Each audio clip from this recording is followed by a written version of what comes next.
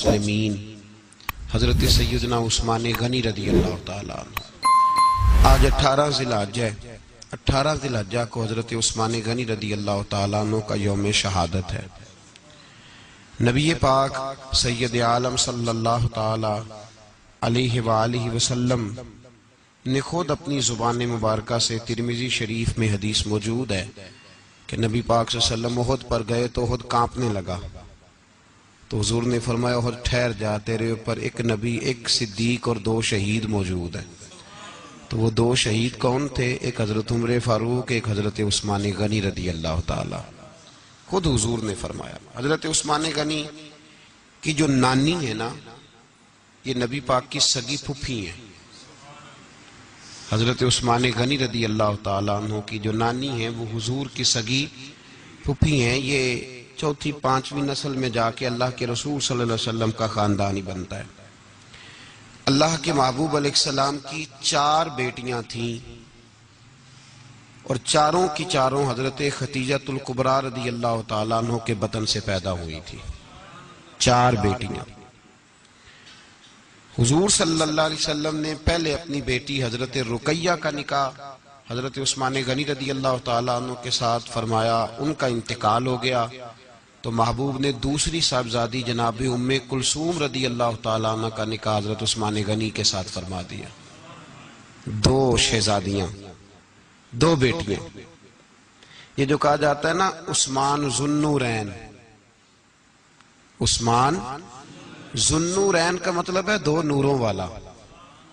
2 کچھ بادشاہ قسم کے لوگ ہیں، بیٹیوں کو نور مانتے ہیں، باپ کو نہیں مانتے۔ نبی پاک کی دونوں بیٹیوں کو نور مانتے ہیں، لیکن ان کے والد نبی پاک صلی اللہ علیہ وسلم کے بارے میں باتیں گول کر جاتے ہیں۔ 2 بیٹیاں نکاح میں آئیں تو کیا لقب ہوا؟ عثمان۔ اور مزے کی بات یہ ہے کہ حضرت عثمان کو ذو النورین مولا علی شیر خدا کہا کرتے تھے، حضرت علی کہا کرتے تھے عثمان تو ذو النورین ہے، 2 نوروں والا۔ بریلی کے امام فرمانے لگے تیری نسل پاک میں ہے بچہ بچہ نور کا، تو ہے نے نور تیرا سب گھرانہ نور کا۔ اور کہنے لگے نور کی سرکار سے پایا 2 شالہ نور کا، نور کی سرکار سے پایا 2 شالہ نور کا، ہو مبارک تجھ کو ذو النورین جوڑا نور کا۔ مبارک دے رہے ہیں دوسری شادی پر، کہتے ہیں ہو مبارک تجھ کو ذو النورین جوڑا نور کا۔ تو حضرت عثمان غنی رضی اللہ تعالیٰ عنہ 4تھے 5ویں مسلمان ہیں۔ حضرت ابو بکر صدیق رضی اللہ تعالیٰ عنہ تاجر تھے، تاجروں سے ان کی دوستی تھی۔ حضرت عثمان غنی بھی تاجر تھے، تو جناب سیدنا ابو بکر صدیق نے انہیں تبلیغ کی تو وہ مسلمان ہو گئے۔ جب کلمہ پڑھا تو چچا نے باندھ دیا گھر کے اندر، کئی دن باندھے رکھا، کہنے لگا دین چھوڑنا پڑے گا۔ تو آپ نے فرمایا وہ تو جگہ ہی ایسی ہے جو ایک دفعہ گیا ہے دوبارہ چھوڑ سکتا ہی نہیں، ہو ہی نہیں سکتا۔ حضرت عثمان غنی سابقون الاولون میں سے ہیں، ابتدائی لوگوں میں سے۔ ان کی زندگی کے بڑے حسین واقعات ہیں، آپ جانتے ہیں۔ میں 2-3 باتیں صرف ان کی حوالے سے عرض کروں گا۔ ہر آدمی میں ہر صلاحیت ہوتی ہے، لیکن کچھ چیزوں کا غلبہ ہوتا ہے، کچھ چیزوں کا غلبہ ہوتا ہے۔ حضرت عثمان غنی میں 2-3 چیزوں کا بڑا غلبہ تھا۔ سخی تھے تو دریا سے بھی زیادہ سخاوت فرماتے تھے۔ مالاں والے سخی نہیں ہوندے تے سخیاں کل مال نہیں ہوندا، ایتھے اوتھے دومی جہانی سخی کنگال نہیں ہوندا۔ مالاں والے سخی تے پھر کیڑے ہوندے نے؟ بھوکے ننگے۔ مالاں والے سخی میاں صاحب نے کہا، کہتے یہ نہ سمجھنا کہ جو امیر آدمی ہے وہ سخی ہے، نا او بھائی جب سخاوت کرتا ہے تو پھر مالدار رہتا ہی نہیں۔ سخاوت مالدار تو وہ رہے گا جو پیسے جمع کرے گا، تو جس نے جمع کرنے ہی نہیں، جس نے جمع کرنے ہی نہیں اس کے پاس پیسے کیسے کٹھے ہوں گے؟ جس کو سخاوت کرتا دیکھو سمجھ لو کہ یہ مالدار نہیں، یہ سخی ہے۔ سخی اور مالدار میں فرق ہوتا ہے۔ لوگ جس کو کھاتا پیتا دیکھتے کہنے اور نے پیچھے کنے کو رکھے نے، حالانکہ ایسی بات مالاں والے سخی نہیں ہوندے تے سخیاں کل مال نہیں ہوندا، ایتھے اوتھے دوواں جہان نہیں سخی کنگال۔ حضرت عثمان غنی رضی اللہ تعالیٰ عنہ بہت بڑے سخی تھے، اتنے بڑے تھے کہ غنی کہہ دیا اللہ کے رسول نے۔ عثمان غنی تھے، ہر وقت ہی سخاوت، ہر وقت ہی سخاوت۔ میرے حضرت صاحب کی ایک دفعہ اپنے ایک درویش کو کہنے لگے یار تیرے ہاتھوں میں تو موریاں ہیں، جو چیز آتی ہے وہ گری جاتی ہے، رہتی نہیں۔ حضرت عثمان غنی رضی دیکھیں نا، مشورہ کرنا پڑتا ہے، یار یہ جگہ لینی ہے، کیا پروگرام ہے، لوگ کہتے ہیں رستہ کوئی نہیں، دیکھتے ہیں، غور کرتے ہیں، پھر اس کا ریٹ لگتا ہے، پھر بات ہوتی ہے، پھر بات آگے چلتی ہے، پھر اس کے بعد بندہ کہتا ہے میں اتنے دیتا ہوں، وہ کہتا نہیں میں اتنے لوں گا، پھر وہ کہتا ہے میں لگا کے ریٹ آ گیا ہوں، باتیں ہوتی ہیں۔ اللہ کے رسول صلی اللہ تعالی علیہ وسلم نماز پڑھ کے نکلے، جنت البقیع والی جگہ حضور کو پسند آ گئی۔ فرمایا کچھ صحابہ آتے ہیں یہاں تو انہیں سواریاں کھڑی کرنے کا مسئلہ ہے، آج کل نہیں مسئلہ ہوتا پارکنگ کا، اس زمانے میں اونٹ گھوڑے باندھنے کے لیے حویلی چاہیے تھی، تو حضور علیہ السلام آ کے بیٹھے تو فرمایا جگہ بڑی اچھی ہے، کبھی مل جائے نا تو صحابہ کو سواریاں باندھنے کے لیے اچھی رہے گی۔ عثمان پیچھے بیٹھے تھے، وہیں سے گردن جھکائی اور پیچھے سے نکل گئے۔ حضور نے فرمایا ادھر آؤ، کہاں جا رہے ہو؟ کہا یا رسول اللہ جو جگہ آپ نے کہی ہے میں دیکھنے جا رہا ہوں۔ تو حضرت عثمان غنی دیکھنے گئے، جب واپس پلٹے تو میرے کریم نے فرمایا عثمان دیکھ آئے ہو؟ عرض کی محبوبہ دیکھنی کیا آتی، تجھے پسند آئی تھی، میں خرید آیا ہوں۔ دیکھنا آنا جانا یہ تو وہاں ہوتا ہے جہاں سودے بازی ہو، رنگے چمن پسند نہ پھولوں کی بو پسند، ہم کو ہے وہ پسند جسے آئے تو پسند، بات ختم ہو گئی، آپ کو پسند آئی تھی میں نے خرید لی۔ میرے رسول پاک صلی اللہ علیہ وسلم کے ساتھ پتہ نہیں لوگ کہاں بیٹھ کے دین پڑھتے ہیں، اختلاف ثابت کرتے ہیں، جو جگہ مصطفیٰ کو پسند آئی عثمان نے خریدی، اس جگہ پہ سیدہ فاطمہ الزہرا کا مزار بنا ہوا ہے، اس جگہ بی بی پاک کا مزار ہے جو حضرت سیدنا عثمان غنی کی خریدی ہوئی ہے۔ اس کا مطلب ہے یہ جگہ مصطفیٰ کا بھی پسندیدہ ہے، اہل بیت کی بھی پسندیدہ ہے۔ حضرت عثمان غنی کا مزاج ہے، حضور اعلان کر رہے تھے، اس کا مطلب ہے چندے کا اعلان کرنا بھی نبی پاک کی سنت ہے، اس لیے ہم بھی کبھی کبھی یہ سنت ادا کر لیتے ہیں۔ چندے کا حضور نے اعلان کیا، جیش اسرا کے لیے بہت بڑا لشکر جانا تھا، فرمایا اٹھو بھئی حصہ ڈالو۔ حضرت عثمان نے دائیں بائیں دیکھا، کتنے بہت زیادہ سپاہیوں کے لیے بہت زیادہ سامان چاہیے، قحط کا زمانہ ہے۔ جناب عثمان اٹھے کا یا رسول اللہ 100 فوجیوں کا خرچہ، ان کا گھوڑا بھی دوں گا، گھوڑے پر رکھنے کے لیے یا رسول اللہ صلی اللہ علیہ وسلم جو کجاوہ ہوتا ہے، کاٹھی ہوتی ہے، وہ بھی میری، فوجی کی وردی بھی میری، اور جب تک واپس آئے گا تب تک سارا کھانے کا خرچہ بھی میرا۔ نبی پاک صلی اللہ علیہ وسلم مسکرائے، فرمایا عثمان اللہ تجھ سے راضی ہو۔ تھوڑی دیر کے بعد فرمایا پھر اٹھو بھئی، دائیں بائیں دیکھا کوئی اٹھا ہی نہیں، حضرت عثمان پھر کھڑے ہو گئے، کہا حضور 100 میرا اور شامل کر لے۔ نبی پاک نے پھر اعلان کیا، حضرت عثمان کہتے ہیں میرے نا دل کو کچھ ہوتا تھا، پھر اٹھے، کہا حضور میرا تیسرا 100 بھی شامل کر لیں۔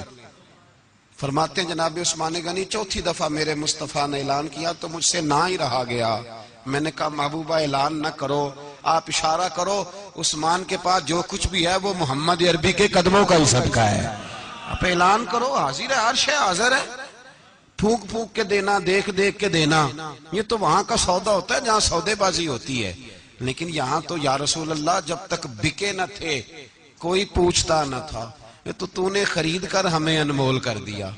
اور مجھے وہ بات بڑی پسند ہے، میں تنہائیوں میں کتاب کھول کے پڑھتا ہوں، تنہائیوں میں پڑھتا ہوں میرے رسول پاک صلی اللہ تعالی علیہ وسلم، اور میں جب مجھے کبھی لطف لینا ہوتا ہے تو میں صاحب طبقات کی یہ روایت کھول کے بیٹھ جاتا ہوں جب اپنا مزہ لینے کو دل کرے۔ حضرت عثمان غنی شہزادے تھے، دولت مند باپ کے بیٹے تھے، رئیس اعظم تھے۔ امیروں کے بچے نازک مزاج ہوتے ہیں، موڈ کے مالک ہوتے ہیں، بہت بڑے رئیس تھے، پر عشق لگا سی کھیڈاں کھیڈ دینوں، تو پھر کھیڈاں پھول گئیاں، کجل پایا سی یار دے ویکھنے نوں، پھر او دی یاد وچ روندیاں ہی ڈول گئیاں، حیدر شاہ اس گلی کدے نہ رول دی، پر ہن تے رول دی 4-5 دن کے بعد مدینے آئے، سفر پہ گئے ہوئے تھے، حضور کے پیچھے نماز پڑھی تو محبوب کے چہرے پہ ذرا نکاہت ہے، کمزوری ہے، حضرت بلال کو ملے، کہنے لگو بلال میں 4 دن باہر رہا ہوں، حضور کے چہرے پہ کمزوری کیوں ہے؟ جناب بلال کہنے لگے جا گھر جا کے پوچھ لیں. کہتا میں نے دروازے پہ دستک دی، سیدہ عائشہ صدیقہ اندر سے بولی کون ہے؟ میں نے کہا اماں جی غلام ہوں عثمان، میں 4 دن کے بعد آیا ہوں تو چہرے پہ بڑی کمزوری ہے. فرماتے جناب عائشہ ہجکی لے کے روئی. کیا ہوا؟ تو کہنے لگی عثمان 4 دن ہو گئے کونین کے مالک نے روٹی کوئی نہیں کھائی، ایک پیالہ دودھ کا ایک کھجور. حضرت عثمان غنی رضی اللہ تعالیٰ کا اماں جی آپ پردے میں نہیں چلی جاتی؟ شہزادہ دوڑے گئے، گھر سے اناج کی بوری کندھے پہ رکھی، ہر چیز اٹھائی. غلام کہنے لگا مجھے دے دو، 20 نوکر ہیں گھر میں. فرمایا نہیں یہ میری ڈیوٹی ہے، میں نہیں کرنی. عثمان خود گئے، رسول پاک کے گھر میں جھاڑو دیا، چولہے میں آگ جلائی. حضرت عائشہ کہتی ہے میں پردے کے پیچھے سے دیکھ رہی تھی، جب عثمان پھونکے مارتے تھے تو داڑھی سے دھواں نکلتا تھا. پھر عثمان جس نے پانی کا پیالہ بھی خود نہیں پیا تھا، اس نے سالن پکایا، پھر روٹیاں پکائیں تو ہاتھ جلے. کھانا پکا کے اور دسترخوان لگا کے مسجد میں حاضر ہوئے. کہا محبوبہ اگر مہربانی کریں تو گھر نہیں آتے؟ حضور تشریف لائے اور جب پہلا لقمہ تن تندور ہڈاں دا بالن تے اسی ہاواں نال تپایا، کپ کپ مکیاں پیڑے کیتے، اتوں عشق پلیتھن لایا، تن دی ہانڈی من دا سالن، اتوں لون صبر دا پایا. غلام فریدہ میں ساری تیری، تینوں اجے یقین نہیں آیا. کہا محبوب یہاں بیٹھے تو صحیح، یہاں بیٹھے تو صحیح. حضور تشریف فرما ہوئے اور پہلا لقمہ جب نبی پاک نے منہ میں رکھا تو عثمان تڑپ کے روئے. 600 دینار نیچے رکھے. یا رسول اللہ میں نے دولت کو آگ تو نہیں لگانی اگر تیرے کام نہ آئے. حضور کس کام کی یہ جائیدادیں، کس کام کی؟ اگر آپ کے گھر میں 4 دن کھانا نہ پکے. حضرت عائشہ صدیقہ فرماتی ہیں عثمان تو چلے گئے، یہ کہہ کے تو میرے مصطفیٰ نے پھر ہاتھ اٹھائے اور ایسی دعا دی کہ میں تڑپ اٹھی، میں رونے لگی. حضور نے جھولی اٹھا کے کہا اے اللہ میں عثمان سے راضی ہوں، تو بھی میرے عثمان سے راضی ہو جا. اے اللہ میں راضی ہوں، تو بھی راضی ہو جا. اور بھائی یہ درد، یہ ذوق، یہ مزاج، یہ انداز، یہ حضرت عثمان غنی کو اللہ نے عطا فرمایا. آپ آج لوگ اعتراض کرتے ہیں ہم پہ، کہتے ہیں تم پہلے مدینے بعد میں مکے، زیادہ دن مدینے تھوڑے دن. یہ کیا انداز ہے تمہارا؟ سنو حدیبیہ جس کا ذکر قرآن مجید نے کیا، ید اللہ فوق ایدیہم، پڑھو نا گھر میں جا کے قرآن مجید. حضرت عثمان غنی رضی اللہ تعالیٰ عنہ ساتھ تھے جب نبی پاک صلی اللہ علیہ وسلم 1400 صحابہ کو لے کے عمرے کی نیت سے نکلے. حدیبیہ کی مقام پر کافروں نے روک لیا، کہا عمرہ نہیں کرنے دیں گے. حضرت سیدنا عثمان غنی کو نبی پاک نے سفیر بنا کے بھیجا. جناب عثمان غنی کئی سالوں کے مکے سے بچھڑے تھے، سامنے کعبہ نظر آیا، احرام بندھا ہوا ہے.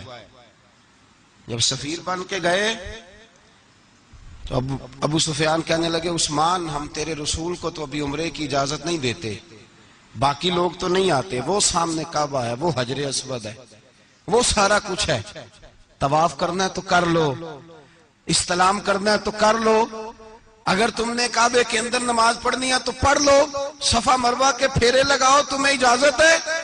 نبی عثمان غنی فرمانے لگے قسم ہے رسول کی زلفوں کی، جب تک میرے مصطفیٰ طواف نہیں کریں گے عثمان بھی کوئی نہیں کرے گا. عثمان بھی وہ کون سا طواف ہے جس میں طواف اور مدینے والا نہ ہو؟ وہ کون سا عمرہ ہے جس میں عمرہ ہو اور رسول پاک نہ ہو؟ وہ کون سا حج ہے جس میں حج ہو اور امام الانبیاء نہ ہو؟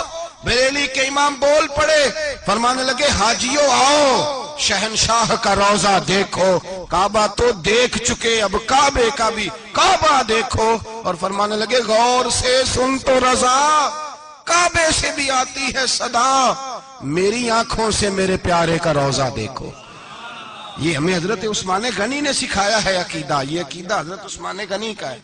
بات دور نکل جائے گی. محبت معیار ہوتی ہے، محبت روح ہوتی ہے، محبت اصل ہوتی ہے. حضرت عثمان غنی رضی اللہ تعالیٰ عنہ سے کسی شخص نے کہا کہ عثمان کوئی تبدیلی بھی آئی نبی پاک کے غلام بننے کے بعد؟ حضور کے غلام بننے کے بعد کوئی تبدیلی بھی آئی؟ لوگ اپنی اپنی تبدیلیاں بتاتے رہے. جناب عثمان غنی نے 2 جملے کہے، لوگ کہتے ہیں ہماری چیخیں نکل گئیں. یہ معراج حضور سے پیار کی محبت اور عشق کا یہ رنگ عثمان غنی کا. حضرت عثمان غنی کہنے لگے تم تبدیلی کی بات کرتے ہو؟ میں نے جب سے نبی پاک کے ہاتھ میں سیدھا ہاتھ دے کے بیعت کی ہے، میں نے یہ ہاتھ دوبارہ کبھی گندگی کو نہیں لگایا. اور فرمایا جب سے پہلی نظر سے جلوہ والضحیٰ دیکھا ہے، میں نے اس کے بعد اپنی شرمگاہ کو بھی کبھی نہیں دیکھا. اس لیے کہ ان آنکھوں میں رسول اللہ کے جلوے رچ بس گئے. یہ معیار پیدا کیا جناب عثمان غنی نے. اور مدینہ منورہ سے جو محبت ہے نا مسلمان کی، اس کا اگر اصل رنگ دیکھنا ہو تو جناب عثمان غنی کو زندگی کو دیکھا جائے. اصل رنگ. جناب عثمان غنی بہت بڑے امیر تھے، بہت بڑے امیر المومنین. لاکھوں مربع میل پہ حکومت تھی. چند 100 آدمیوں نے آ کے گھیر لیا عثمان غنی کے گھر کو. اور کربلا میں تو 3 دن پانی بند رہا ہے، حضرت عثمان غنی پہ 40 دن پانی بند رہا ہے. 40 دن. اور حضرت امام حسین کے خیموں کے گرد تو پہرا دینے کے لیے جناب عباس تھے. اور میں تاریخ کے سارے معتبر حوالے عرض کر سکتا ہوں کہ جب حضرت عثمان غنی کو خطرہ ہوا تو مولا علی شیر خدا نے امام حسن اور حسین کو تلواریں پکڑائیں اور فرمایا دروازے کے آگے کھڑے ہو جاؤ، کوئی بدبخت تمہارے خالو عثمان غنی کے دروازے تک جانے نہ پائے.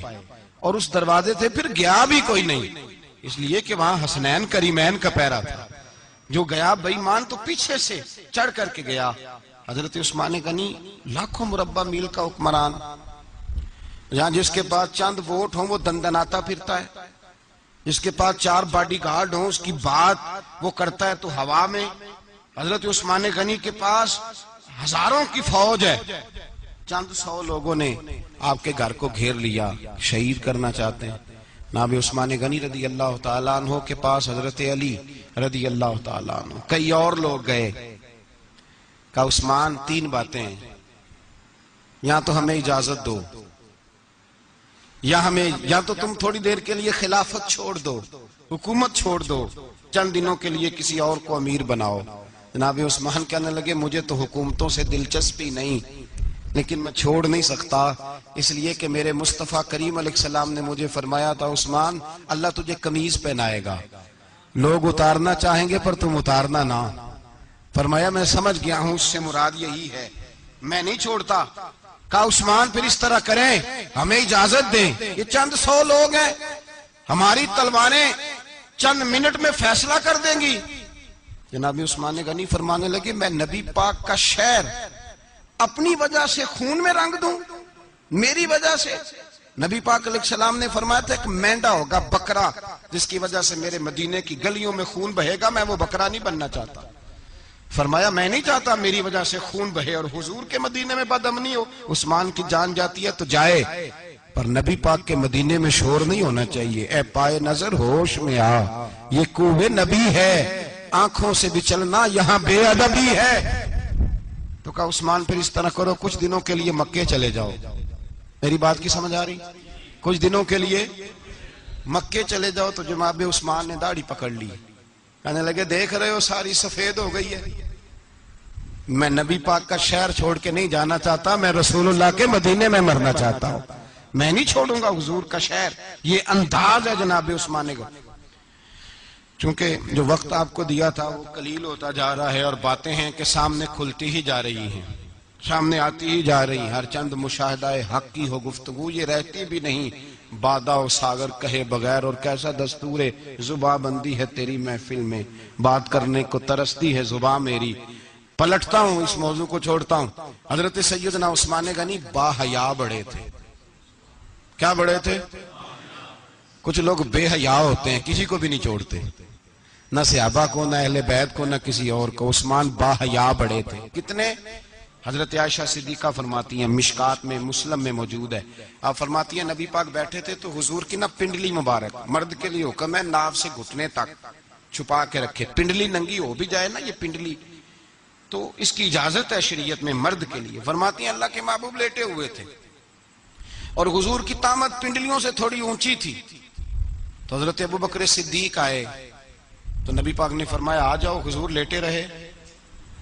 ماتی تھوڑی دیر گزری تو حضرت عمر فاروق آئے. حضور اجازت ہے؟ تو نبی پاک صلی اللہ علیہ وسلم نے فرمایا آ جاؤ. نبی پاک لیٹے رہے. چند لمحے گزرے تو عثمان غنی آ گئے. حضور آ جاؤ. فرمایا 1 منٹ. اللہ کے حبیب اٹھے, تامت مبارک کو سمیٹا, پنڈلیوں کو ڈھانپا. حضور بیٹھے, عثمان آئے, باتیں ہوئی, چلے گئے. حضرت عائشہ کہتی ہے میں پردے کے پیچھے سے دیکھ رہی تھی, میں حاضر خدمت ہوئی, کا محبوبہ سمجھ نہیں آئی. آئے ابو بکر بھی ہیں, میرے والد آئے, عمر بھی ہیں, مقام ان کا بھی بڑا ہے, پر عثمان آئے تو آپ نے کپڑا سیدھا کیا. فرمایا عائشہ میں اس سے حیا نہ کروں جس سے اللہ کے فرشتے بھی حیا کرتے ہیں. حضرت عثمان غنی رضی اللہ تعالیٰ عنہ اپنے گھر کے اندر ہوتے تو کئی کپڑے لپیٹے رہتے, کئی کپڑے جناب. میں ایک نتیجہ آپ کے سامنے رکھنا چاہتا ہوں, میری طرف دیکھیں. کئی کپڑے لپیٹے رہتے, کپڑوں کے اوپر کپڑے, شرم و حیا کے پیکر. جناب عثمان غنی غسل کرتے تو کپڑوں سمیت کرتے. فرماتے نا بھائی مجھے شرم آتی, پیکر شرم و حیا. اس کا نتیجہ کیا نکلا؟ حضرت رقیہ رضی اللہ تعالیٰ عنہ کے ساتھ جناب عثمان غنی کا جب نکاح ہوا تو ابھی پردے کی آیتیں نہیں آئی تھیں.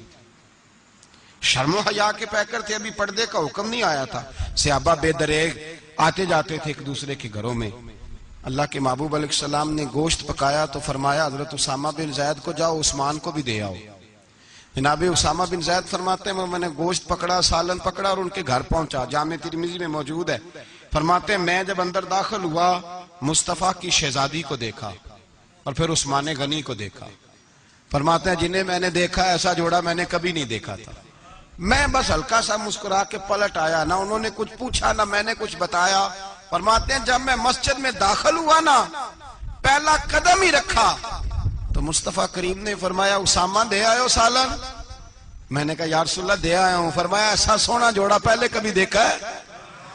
دیکھا ہے کبھی؟ میں نے کہا نہیں حضور میں نے نہیں دیکھا. تو میرے مصطفیٰ کریم علیہ, یہ لفظ ترمذی کے نہیں, یہ شاہ ولی اللہ صاحب نے ازالۃ الخفا میں لکھیں. میرے محبوب پاک علیہ السلام نے فرمایا عثمان کی شکل ایک تو جد الانبیاء ابراہیم خلیل اللہ سے ملتی ہے, اور دوسرا فرمایا اگر کسی نے میرے جلوے دیکھنے ہو تو وہ بھی عثمان کے چہرے میں نظر آئیں گے. او نوجوانوں پیغام دے رہا ہوں, ریزلٹ نکال رہا ہوں. بے حیائی بے شرمی کی گفتگو والے کے چہرے پہ حسن نہیں آتا. تو حیادار بنتا جا, رب تعالیٰ تجھے حسن و جمال عطا فرماتا جائے گا. جتنا حیا تیرے اندر ہوگا اتنا نور تیرے مکھڑے پہ ہوگا. جتنی شرم میں تو لپٹا ہوا ہوگا اتنی اللہ تجھے تازگی عطا کرے گا. میرے صاحب فرمایا کرتے جو گند بولتا ہے اس کے چہرے کا حسن سب سے پہلے چھن جاتا ہے. اور فرمایا جو بری باتیں سوچتا ہے, جس کی سوچ بری ہوتی ہے, سب سے پہلے اس کے چہرے کا حسن بگڑتا ہے. اگر چتاتا ہے تازہ رہے, ٹھنڈا رہے, نورانی رہے. تو پھر حضرت عثمان نے تجھے بتایا ہے کہ شرم والا بن کے رہے, اللہ سب سے زیادہ حسن تجھے ہی عطا فرما دے گا. زیادہ بولنے والا, زیادہ باتیں کرنے والا, جو منہ میں آیا کہہ گیا, اس آدمی کی نورانیت چلی جاتی ہے.